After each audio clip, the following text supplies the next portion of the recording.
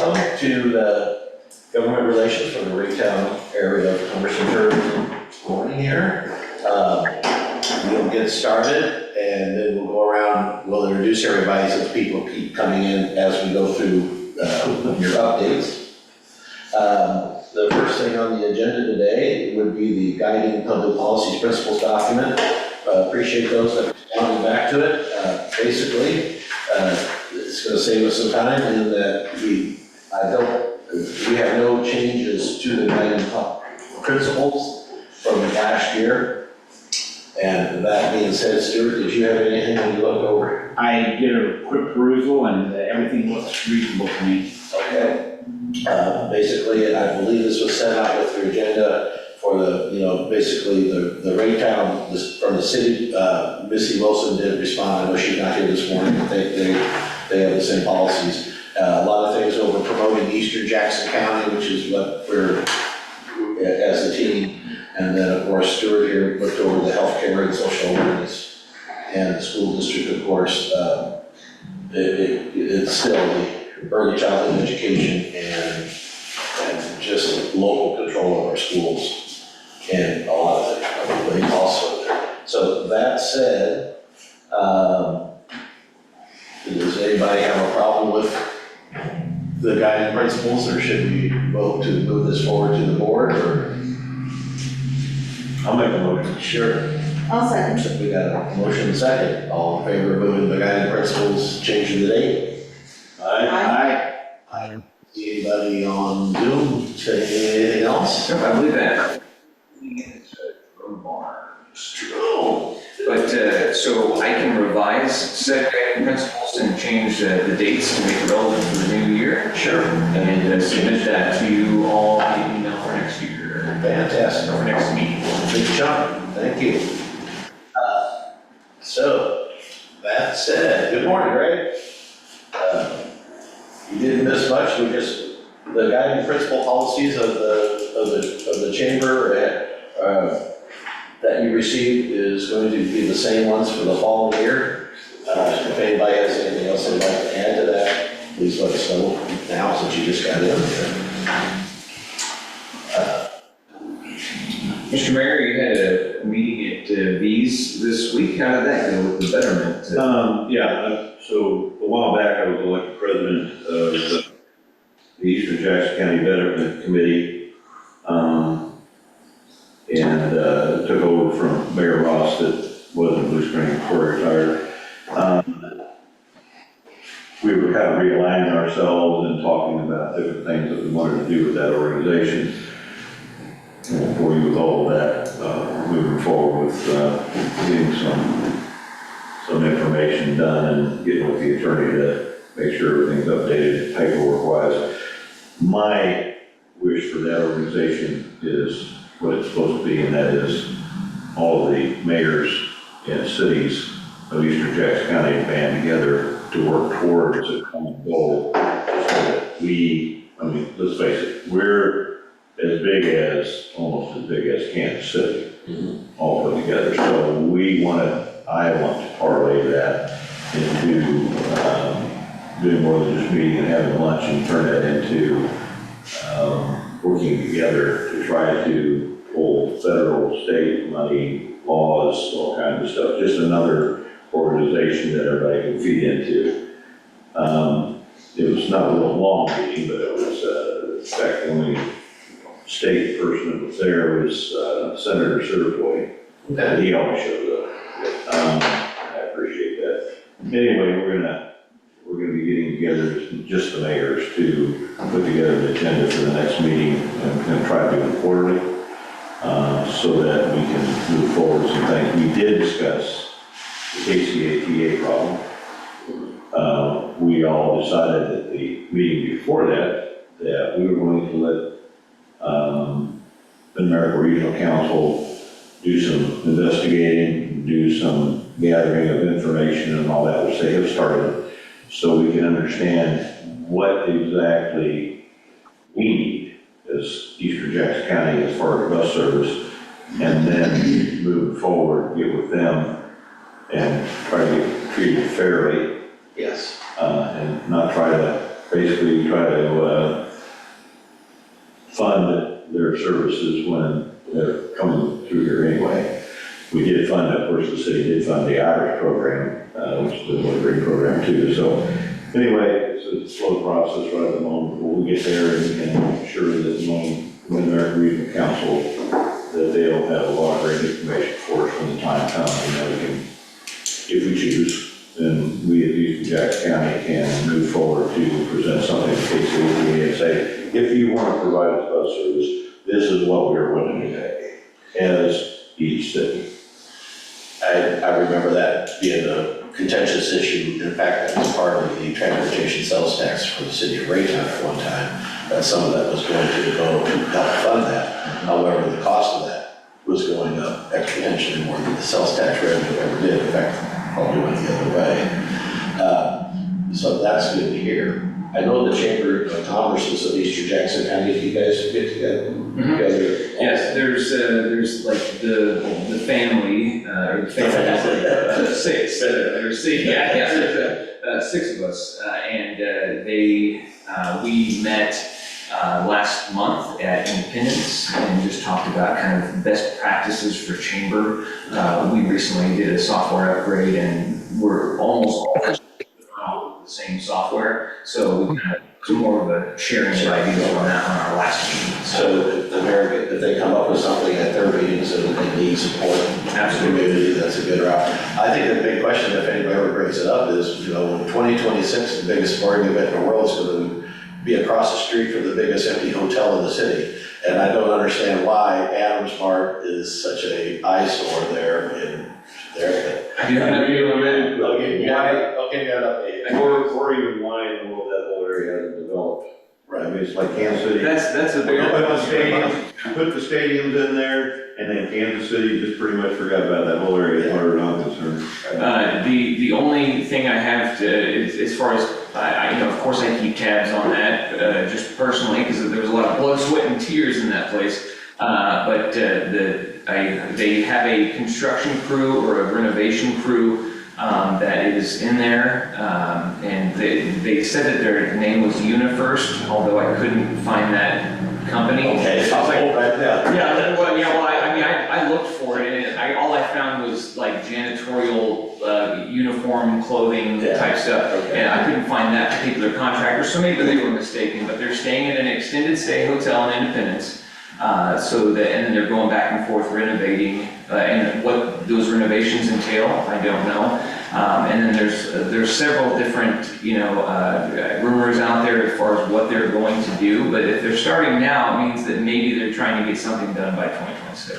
My understanding, there's pickleball. Pickleball's on the Cocoa Key side. Cocoa Key side. And that should be opening very soon. It's the same. Is that a company or is that a city? It is, I believe it is a company. Oh, it's not a city thing. No. But it's the same company that has SW19 and has the pickleball, that's in, I think, Overland Park or Olathe. And it's the Kansas City Stingers is the professional team that will call that their home base, I think. Well, It's a professional pickleball team. Not only is it their professional pickleball team, but they tour, like it's a whole thing, is there a seniors tour? There is. Okay. Yeah, no, it's, and that kind of along, I'm also consulting with them, Julie, and she also has one of the B companies in Raytown, I can't think of what it is. They're not a chamber member, but it's like, I can't think of it. But anyway, so. We have 4 B companies. Yeah, and they're all great. So she's gonna, I'm talking with her in regards to possibly doing a chamber pickleball tournament of some sort. I would look forward to that because I enjoy going to Canadian Park. They have 2 little courts lined up for pickleballs. The thought has been floated out there that it would be mixed use as far as there would be like apartment condos up top and then hotel on the bottom, or, some sort of a different, but I think that they're probably doing basic renovations, because if I had any sort of money to invest in that property, I'm gonna wait till I know who's gonna be next door. Well, I think that's what it is. Yeah. From what I've heard, is that if you're not sure what's going to be across the street from you. Yes, anybody online, have any comments on that? There we go. finally, how was the lunch at Bees? He's on his phone there. Greg's getting a little upset with your silence. Yeah. I can answer that real quick, Pop, that's one, you know how that goes. The lunch itself, the food, yeah, is good. Okay, all right. It's like beef, I mean, Yeah. how can you not, you know? There you go. Very You good. can't go wrong. That's Thank you. You are our restaurant. We were commenting about that before it came on, at how, we got the new recovery center there on Westridge, and I think there was 40 PhDs in that place. We got the Truman, or the Joe Teasdale government building over there, all kinds of, and yet for lunch, I don't know where everybody goes, there, so we definitely need to get a word out there, so let's see. As far as updates, is that Jerome, are you there this morning? Jerome Barnes? Jerome is in the house. There you go. Hey, our state rep for, until January, correct? Well, just good morning to everyone. It's just quiet before the storm in Jeff City. I bet it is. It's We quiet have, here too. yeah, election is November the 5th. We're expecting 47 to 50 new recruits to come in to Jeff City on January the 8th. Okay. New ideas and a way to solve all of Missouri's problems. Yes, because we Yeah. know a lot gets done. Yes. Also, there's probably going to be a little history made this election. If John Patterson out of Lee Summit wins his election, he's a Republican. He will be the first Speaker of the House from the west side of the state, Jackson Okay. County. That's Yeah, right. it's since 1857. Side note, I ran against John Patterson 2 years ago. Yeah. I didn't hear what you said, it would be the first Speaker of the. speaker from the west side of the state. Yeah. Okay, Yeah, I've met him, and, well, at least we got it on this side of the state, and he can help with our needs, I would hope. Yeah, Jackson County, there's not been a Speaker of the House from Jackson County since 1857. Wow. That's a long time. So, yeah, I didn't know that either. Yeah, he was I talking about it yesterday. I thought we had one. However, John Patterson and I sit close to one another. He's a good guy. The only problem with John, he has an R in front of his name, and I have a D in front of his name. Might be the first Republican. Yeah. Because we had, and if I'm correct, Jerome, early voting starts this Tuesday for no excuse early absentee voting, correct? Yeah, early voting starts Tuesday. You can go in and vote without any excuse. There you go. No excuses. Yes, and No excuse voting. and we also have an opportunity to have some of the Democrat leadership from this side of the town. We have an opportunity to have our floor leader from this side of the state, up from North Kansas City, Ashley. We also have opportunity to have our caucus chair from this side of the state is Emily Webb. Our secretary from this side of the state, Yolanda Young, and the Black Caucus president from this side of the state, which would be Michael Johnson. So we have an opportunity to have a clean slate down in Jeff City at the beginning of the year. You were referring to Ashley Ani, right? So what now? You were referring to Ashley Ani. Yes, yeah, Ashley Onley, right. She has the opportunity to be the floor leader. Good. Yes. Well, hopefully the shift of power is going from St. Louis to the Kansas City side. Yes. That would be nice. Yes. Yeah, and St. Louis is just so bigger than we are. They always have, control of stuff. But this year is an opportunity for us to have some leadership down in Jeff City. Did you have a veto session this year? We did have a veto session. Nothing was overridden by the legislators. They decided to let Parson have all his vetoes, out of the 8 years down there, we have never overrid the governor on a veto. We have some line items. We have overridden him on some line items, but we never overrid the governor on any of his vetoes. Okay. And so, is there any other update you'd like to give us with? The only other update is that I am terming out at the end of this year. Raytown will be able to elect a new state rep on November the 5th. Whoever that state rep is, I would be very supportive of them. Uh, I know my wife is running, she would get the most support. Well, that's a nice plug. I'll give you that because you don't want the locks changed. Yes. Okay. All right. Any questions for Jerome this morning? Alan? I kind of missed the earlier conversation on the gambling tax and where it's going, so I guess I'm going to ask Jerome directly. One of the impressions that I have received, and maybe it's incorrect, is that the gambling money will go to education, but the state will reduce the amounts that they fund, so education really does not get any more money from this project. Is that true or false? That's a false statement. The way you put it out there, that's a false statement. Now, what Amendment 2 says is that they could get 0 to about 28 point something $million a year. Now, and they said that would go to education. I do believe if they get some money, it will go to education. However, you're going to have 47 new state reps coming in January. And if they have projects that they need money for, they could take and divert some of that money that the General Assembly would give education away. They could. They're not necessarily saying they will, but they could do it.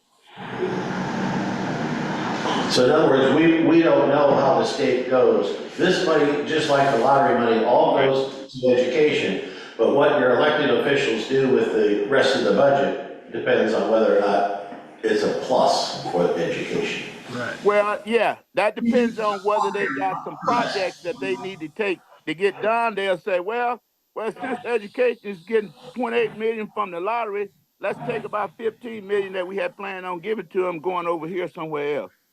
That doesn't, it's not automatic. It's not automatic, but it could happen. Okay, good to know. I appreciate that, Jerome. Yeah, it could happen. It's not automatic.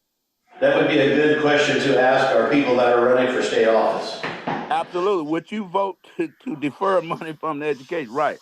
Well, wouldn't they put that in the education budget just as a line item? Well, because every year we decide whether we're going to fully fund the education at all. We decide whether we're going to fully fund it. And if we fully fund education, then you got 21 other departments want money. All the departments want money. And sometimes you just don't have it all to give.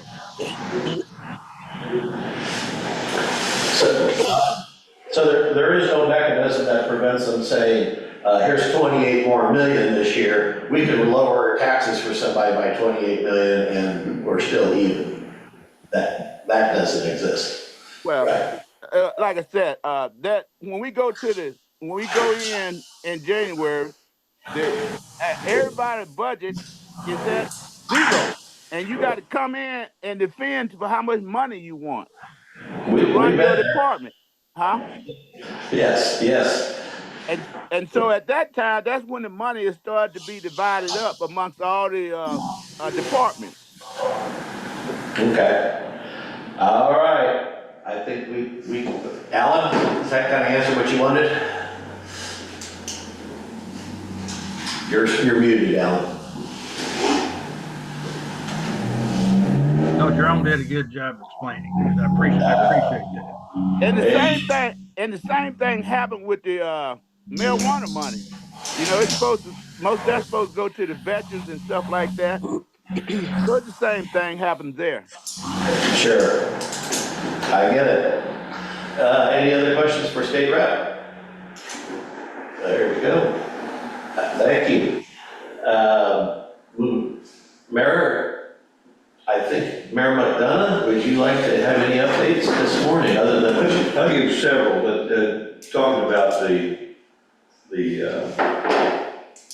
amendment,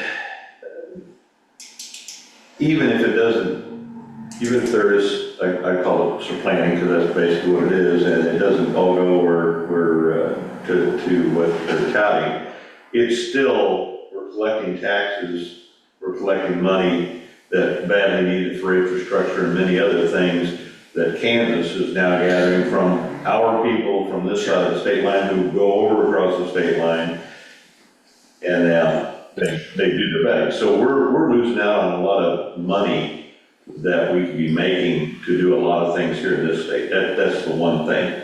It can be used for infrastructure, you know, it can be used for police, emergency services, many things that right now are underfunded, in my opinion.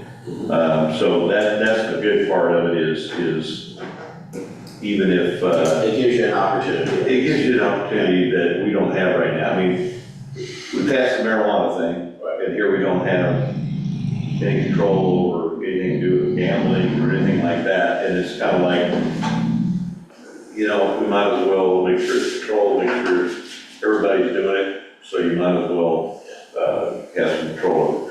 Number two, if you haven't noticed yet, we did some major road work again this year. Raytown Road looks absolutely fantastic, new curbs, new sidewalks, a new roadway. Almost finished.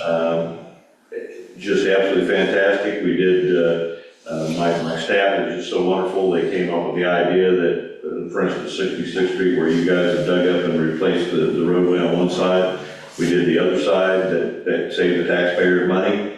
We were able to get a whole new road out of just paying for half of it. We worked with Kansas City on a couple of other areas. Sterling got done through a $167,000 regional grant that the feds did a couple of years ago, and it just, we were waiting for a couple of utilities to get done with that. Down in the And road. luckily, they did that because soon after, right before they came in to do that, one of our storm sewers started collapsing. So can you imagine, having to dig that up after the road was done? Anyway, but we did 87th Street, we did Lane from 87th to 83rd Terrace, Norwood over here, which is for people who've been after us for 5 years to get that done, we didn't have the ability to do it. So the budget's much better, not only because we're bringing in more money from things like the use tax and all of the marijuana, but also very careful planning. But I want to commend my staff because as anybody that's got any brains knows, if you don't have good staff, I don't care how good you think you are, you're not going to be very successful. So I always give them kudos for what they've done. We're still working on some major sanitary sewer projects. The more we do with those and keep the infiltration out of those, the quicker the bills for sanitary sewer will be because of the fact that they won't be monitoring water coming through there. It's not Every time it rains. yeah, every time it rains. So we've done some huge projects throughout Raytown. We still got a lot more to go. We're on top of the storm sewer projects, and when we're doing those, keep down on flooding in certain areas. Also, when we do those, some of the roadways get redone also. We are just got our kind of made basically a midway point for our finances. I'm sorry, it was third quarter finances, but also we got a midway point for the comprehensive plan, which hasn't been redone since '96. They've done a lot of work on it. They did, the code group's doing it for us. They've really done a great job. I'm going to be excited to see what happens when they're finally done and present us with that document. I think the process we used for the budget this year was the best we've ever done. Had Steve Arbo come in and interview all of the aldermen, the staff, and other folks to determine what everybody wanted to see and give direction to the staff for this year for our budget. And our budget's estimated to be $47 million, which is quite a bit more than when I came in office. So hopefully we can parlay that along with, we're going after the ARPA grants. We've got a couple of other huge grants that we're going after for infrastructure, mostly roads. If we get those, and I'm praying every day we get them, because one of them will completely redo Woodson from 67th to 75th. I'm talking curbs, sidewalks, the whole ball of wax. The other one's $25 million grant, and if we get that, most of our major roads will be brand new. So we're working hard. There's still going to be a need for a long-term solution to the upkeep of the city roads, so absolutely, yeah. But that'll take the onus off of just trying to play catch-up for all Yes, stuff. that would be a nice little shot in the arm, because I You know, bet. as somebody that drives these streets every day, there is, And we want people when they come here to notice. right. You know, I mean, our roads aren't any worth anybody else's, but we want them to be right down and go, wow, this is nice.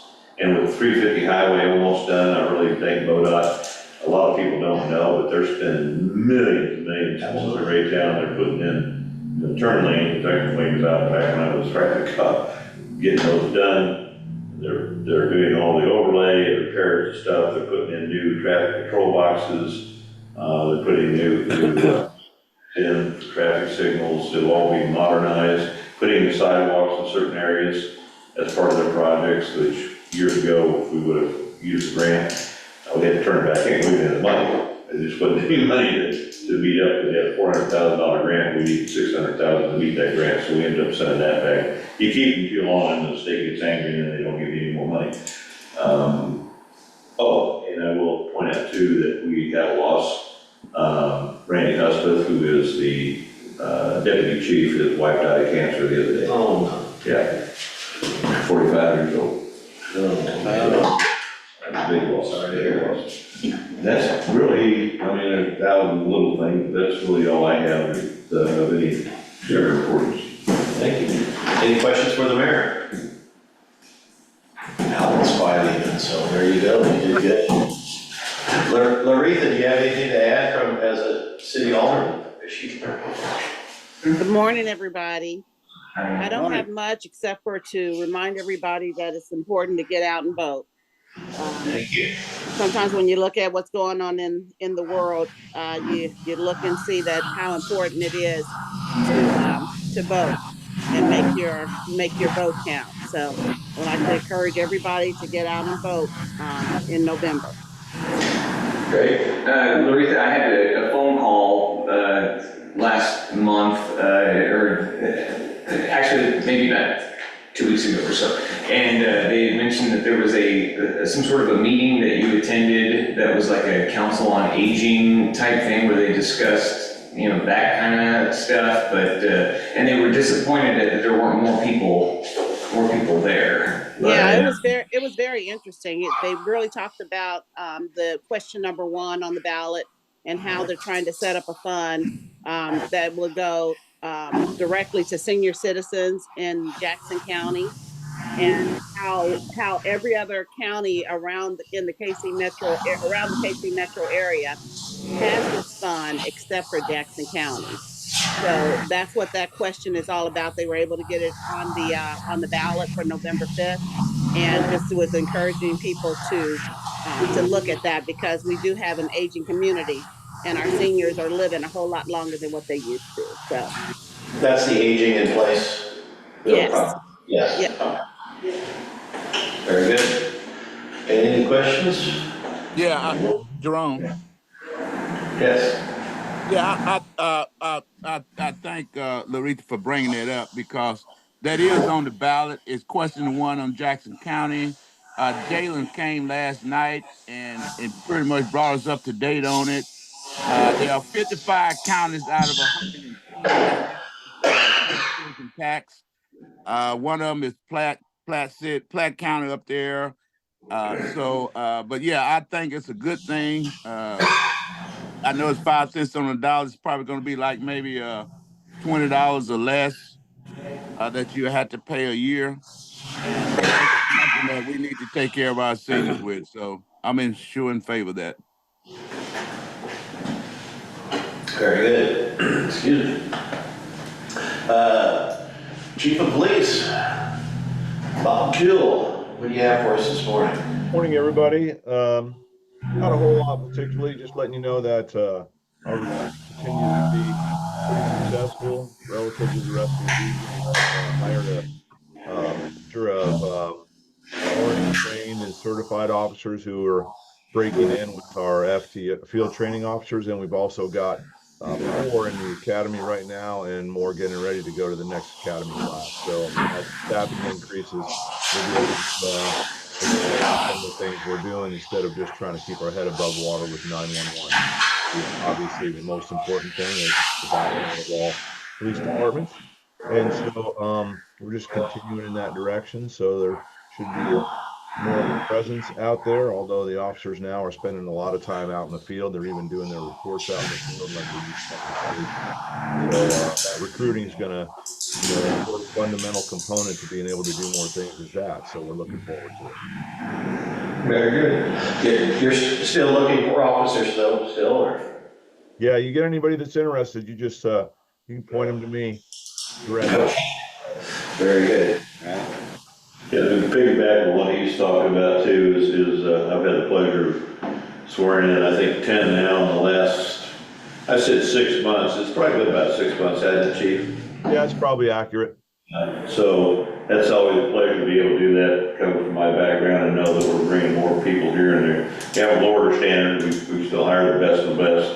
And I haven't stated this to the public yet, but somewhere down the road when we know that we're reaching the peak number that the board allowed way back when they cut the budget on the police department and all that kind of stuff. We have a staffing study, so that will tell us how many we need. The stats for the United States from the FBI are we should have 60, and we don't have that many. And I'd like to eventually push the board to see what we can afford to try to get to that 60, because then we can be more proactive like we used to be. And right now they're as proactive as they can be, but they're busy answering calls and doing things. I could go on and on and on and tell you the difference between when I was there and what it is now. It's just a matter of money and a matter of social ills and different things that went on politically that caused what we're experiencing now. And Chief, I always want to, again, thank you for your pressing hard to recruit people, and Jared Rogers and others that are involved in going out and finding people almost every day. It seems like, or at least twice a week, I'll look out back and they'll be out there testing somebody physically. And it's good to see some of these young guys that are in good shape like I used to be. I could do those guys. I didn't notice. Yeah, you do back then too. Anyway, I just wanted to publicly give him and his people credit, because they have done in this market, they have done a phenomenal job. Very good and very well deserved too. On the last podcast that we did with Captain Rogers, he mentioned that there were 15 slots to fill, like within a year or whatever, and that he had got 12, like 12 out of 15. So like they were doing really well. Absolutely. Yeah, I ended up with a dog too. Surrounded by a great team. I just get to take advantage of all their hard work. So I'll pass that along, because they literally vet hundreds of people, as the mayor said. We're not going to lower our standards, because it looks good now, but you'll pay later for that in a lot of ways that we shouldn't. And it's not even fair to the individual sometimes to press them into service in a place they probably shouldn't be. So they literally have vetted hundreds of people to find the ones that they have. Thank you, Mayor. I appreciate the Raytown PD appreciates the shout out, and obviously you know exactly where we're coming from, because you spent just a minute or two there. The day that you and Methuselah graduated from the same academy classes, where it all started. All right, fair enough. We're lucky to have you, and thank you all for your help in this. It's a team effort, citywide and department wide. So thank you all. Very good. I got a shout out for the city also, a different department, but I probably hasn't told anybody, but I walk my dog a lot through Carnegie Park, and we were attacked by 2 dogs that were not on leashes, obviously. Your baby? Yeah, and viciously attacked, right out in the middle of the street. And I want to shout out to all my neighbors for coming out because they heard my dog yelping, they heard me screaming. I got wrapped up in her leash and let her go, and she ran back to my house. I called my wife. Another neighbor had come up and some car stopped and got the dogs under control. One of them got bit by the dog, and animal control obviously we called them. I think they were there in 5 minutes. They did a super job. They took good control. One of the neighbors took his dogs in, and we finally got the 2 dogs gingerly into a fenced-in area. And one of them was chipped. We hear there's not much chance of anybody coming forward to see who the dog belonged to in case they bit somebody, but everything by the professionally done. And I was glad to have the service for the neighborhood and for the city to come out and take them on. They had some tricky ways of getting those dogs under control without getting bit that I was really interested in seeing.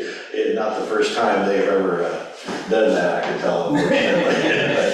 And I appreciate that, because people have no idea how fantastic, because it's a different animal. Mostly what you hear is people complaining because they get tickets or whatever. But if you only knew situations like yours, so I really appreciate it. I really, I'll pass it along, but I really appreciate people saying it, because they have to deal with a lot of those situations, and if people only knew how many fighting rings and all those things that they've busted up, and puppy mills and all that, unbelievable what they've been able to uncover and do. And then lots of different situations like yours. I don't know why there's so many. Well, even the gentleman that got bit was very upset for the dogs, because he says, by themselves, they could have been nice dogs. They were a breed that people do not like, but it's a scary breed. But he said, there's been together, they were just too much. And my dog was okay, and I was okay. I felt bad for her. It's helping me that they got hurt, but it was. Did you get bit too? No, I did not know it. I thought there was more dogs, but at my age now, I am so slow by the time I was taking one dog off and throwing it back on my dog, and turned around and I thought, well, there's another one. That's the same dog I just So is your puppy all right? My puppy is all right. There was just the one gentleman that got bit, and like I said, the neighbors were all honking their horns. They came out of the houses, they're screaming at dogs. That's all right, Yeah. Wendy McDonough also had an issue with her dog. Like she had, they got into like a fight or something. It was an unsupervised dog. And so her dog was wearing a cone and everything. So going through those rounds. I just want to say, it doesn't matter necessarily about the breed. I was mauled by dachshunds. Yeah. All right. Really stupid. I would prefer dachshunds. But you're right, they can be very aggressive. So. One of them took a chunk out of my leg. Oh, ouch. True ankle biter. Okay, going around the horn here, let's see, Greg, you got anything for the cause this morning? Greg Hunsaker, with V's. I really don't, other than V's is going to start its 62nd year tomorrow. Fantastic. All right. Yeah. Sounds like a good enough reason to go up and have another good meal. There you go. There you go. Thank you. Alan Thompson, anything you'd like to add? I guess the only thing I might add, I don't know if everyone's aware, maybe they are, that our school district is studying a new way to educate our kids. I've heard, yes. New way? It's kind of called the academy model, and basically what they do is they try to have the students kind of decide what they would like to do after they got out of school or what they're interested in, and kind of focus their studies along those lines. It's a big undertaking. They need the involvement of the business community. Like I said, they're just in a study mode right now. Yeah. It'll sound like a college model. Pretty. No, so Al and I met with Dr. Greiner yesterday or 2 days ago to discuss that very thing. And Nashville, there's a couple of schools in Nashville that have been doing that kind of model for 20 years, that it has worked really, really well. And then for the past, I think, 5 years, Belton has adopted this model and they're having much success with it, but it does take 5 to 6 years of implementation as you circulate a class through high school. And, but yeah, it really is going to be beneficial in preparing folks for post-high school, whatever it may be. I think conceding the fact that college is not necessarily for everyone, but Did you have any add? No updates. just he's on the committee now. We're glad to see New you. old face. I don't have. See you later. So it is a hard pass also, so, that said, did I miss anybody sees up there? I think you're gonna sit there. Oh, appreciate. I got it. Jeff's gonna tell you what's happening at the chamber for a second. What's happening where you are? Here live. Okay, so just to kind of go through our upcoming events, the State of the Schools address and the annual meeting is coming up on October 23rd. The attendance is capped at 80. So if you're going to make reservations, try to do that as early as possible. We're really trying to get more participation on the AM and PM events, and we have an AM connections at Arvest Bank off Bannister, and so that would be great if you could attend. Our November 20th membership luncheon is going to be the Chamber's 95th anniversary. It'll be a very Luffy's Thanksgiving. She's doing a Thanksgiving buffet, which is cool. And we are going to just kind of celebrate the 95th anniversary. We're planning on a presidential panel with 3 or 4 of the past chamber presidents and just kind of regaling over the past 95 years. I don't know if the first one will be there, but we're going to try to get as many as we can. And so that should be fun. That's at the Wellness Center on November 20th. On the 21st, we will have our Looking Towards 2026 meeting. I don't know if you want an update moving forward on that, but this meeting is, it's this next one coming up is going to be branding what Raytown's efforts are going to be called. So right now the meeting was just looking towards 2026, and this will be Raytown Loves Soccer or Raytown 2026 or whatever our initiative is. It's we're going to brand that and get logos, slogans, hashtags, all that the community, the city, the chamber, everybody can get behind one message. And then we'll put that on the water tower, but that's a whole other thing. And then December 3rd, another AM connection. This is an AM Christmas connection because it will be at Connection Point Church. Very good. Software upgrade, so that's good. If you haven't logged into the Member Information Center, that's awesome. The Adoptistry application is live. 3 pickups were executed as far as trash pickups. Soccer scarves are in, so those will be available online shortly. That's kind of, you can see an example over there of what they look like. Has Raytown on one side, 2026 on the other side. Chamber logo kind of mixed in there along with a red and blue to represent the schools and red, white, and blue to represent America. So that was good. And then we are finalizing that 6-chamber thing is coming up with what's going to be legislation day at the Capitol in February. Very good. I'm sure we'll have some people go down. Do we have a date for Pepper? Not yet. We need to get them in. Thank you, everybody, for coming. We'll see you on, looks like 11/15 of 2020 next month. And we won't have a meeting in December. I know we always take that month off. But if anybody likes to join or invite anybody else to come join us also, we'll know who wins by then, and we'll probably have a few more people conversations on that. So thanks, everybody,